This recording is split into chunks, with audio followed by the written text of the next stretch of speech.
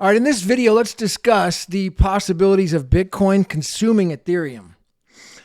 All right, this is going to be Happy New Year, everybody. This is Gavin Mail. In this video, we're going to break this down conceptually, like in a technical sense, and then also in a potential legal sense for how this could happen. All right, I'm going to try to leave my opinion out of it, but I will say that I first got into Ethereum really at the beginning. I wouldn't say at the very beginning, around 2016.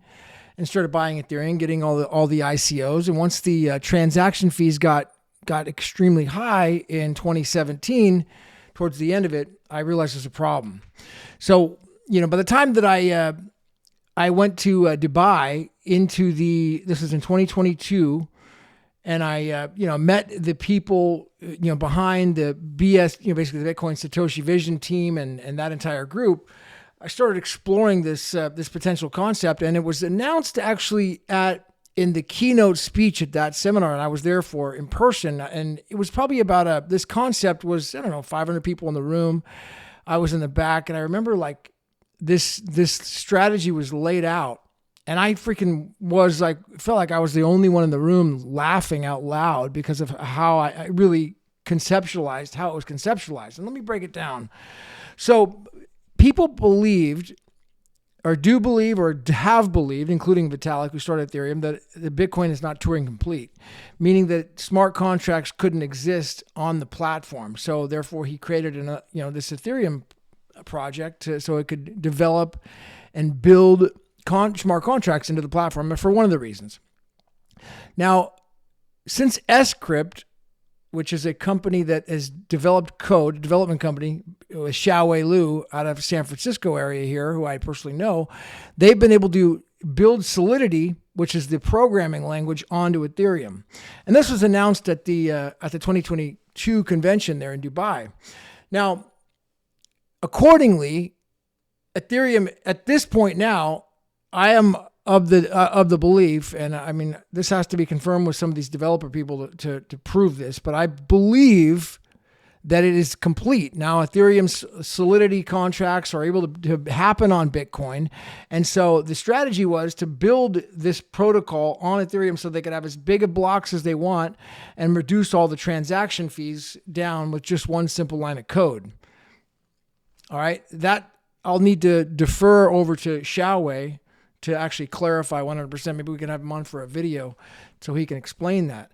But here it is in a legal sense from non-lawyers' perspective as to what also happened.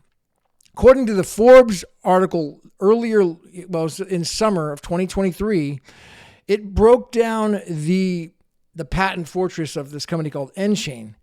And nChain was nChain holds some 4,000 patents, including patents pending. And I think it's 800 patents that have actually been granted. Some of those which are alleged to be the ERC 721 patents, which are smart contracts. There's multiple ones of those. Now, according to this giant patent fortresses with up to 800 granted, 4,000 total, I say it is possible, highly, I'd say likely that some of those are actually valid and strong, very well-written patents. Sure, I'm sure some of them are not, and maybe some of them have nothing to do with this Ethereum project. Okay, but because there's such a massive amount of them, there's got to be. I mean, they all can't be junk, right? I mean, there's just no way. I mean, some people like Arthur Van Pelt and these guys, they say, oh, they're all garbage. They're all junk. 4,000 patents, you've read them all, really? You've got attorneys to go through all 4,000. That's a lot of freaking legal work, man. That's a massive, massive undertaking. And as far as I could see, that Van Pelt and those guys had gone through like 2%, or not even 2%, like less than 1%. So there's a lot, and I can't comment on it educatedly. I can't even really get my hands on all those patents, but I definitely would like to read some of the smart contract ones and see. But bottom line is that according to the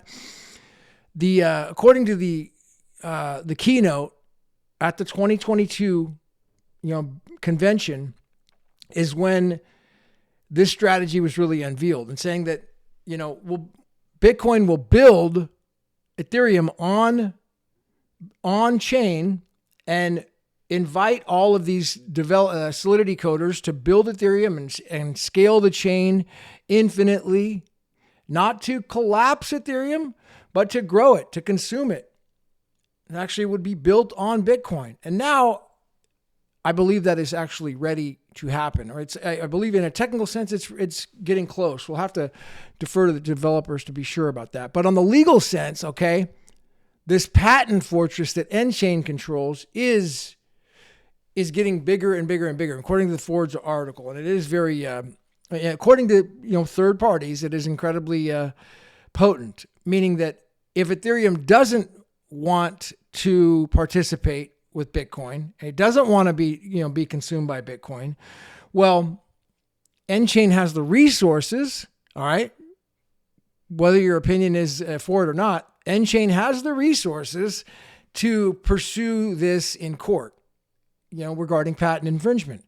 And opinions aside, it's really would be for the court to decide whether or not those patents are valid and whether or not the Ethereum smart contracts are violating those patents.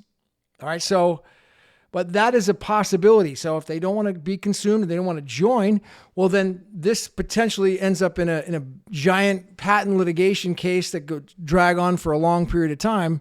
And it would be for the court to decide, are they actually valid patents? Is Ethereum violating the smart contract patents that nChain holds or not?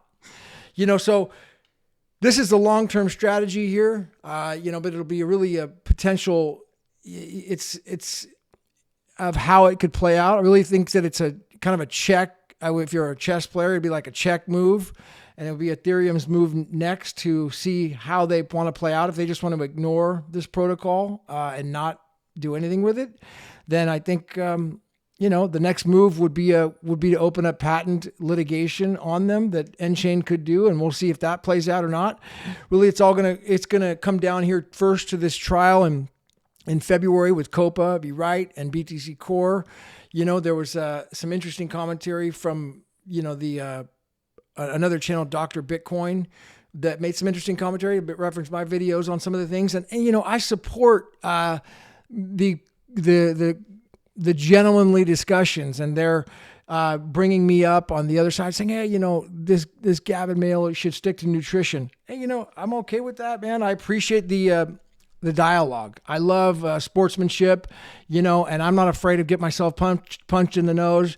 Like I said, I've learned this stuff by getting my ass kicked.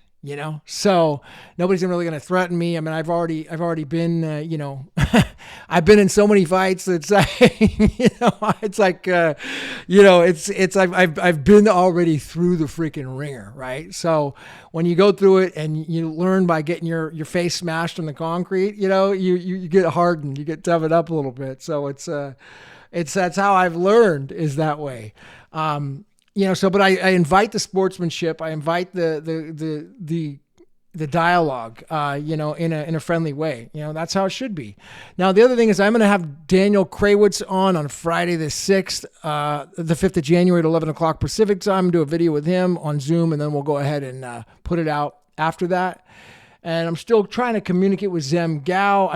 We were talking back and forth whether or not he's going to be allowed, I guess, whether or not he's allowed or able to discuss this in a video is uncertain.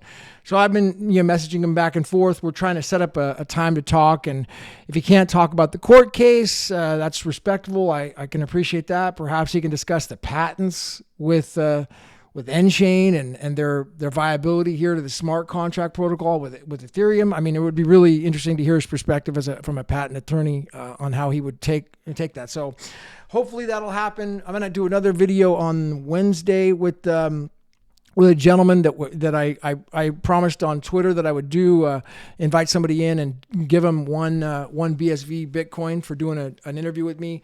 Really want to break this down and get really excited about how we could just discuss the space overall. And there's going to be a lot more to come. So, all right, in this video, man, I just wanted to recap here. Hopefully it's giving a little perspective on the overall strategy of how Bitcoin could consume Ethereum. All right. And that is based upon these smart contracts protocols being built on Bitcoin now with Scrypt in a technical sense. All right. And Bitcoin having the block size to absorb Ethereum. And then if Ethereum does not want to participate, the potential patent litigation that could come down in the future.